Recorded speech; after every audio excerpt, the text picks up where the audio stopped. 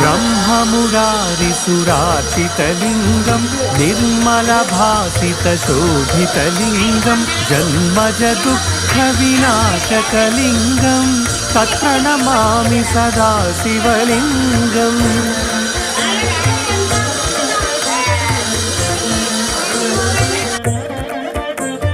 ब्रह्ममुरारिसुरार्चितलिङ्गं निर्मलभासितशोभितलिङ्गं जन्मजदुःखविनाशकलिङ्गं तत्प्रणमामि सदा शिवलिङ्गम्।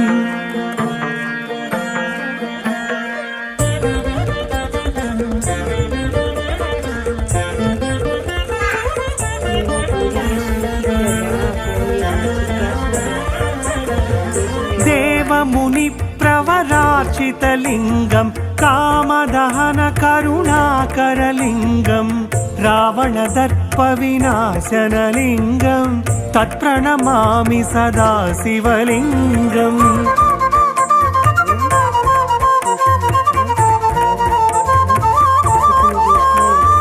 देवमुनिप्रवरार्चितलिङ्गं कामदहनकरुणाकरलिङ्गं रावणदर्पविनाशनलिङ्गं तत्प्रणमामि सदा।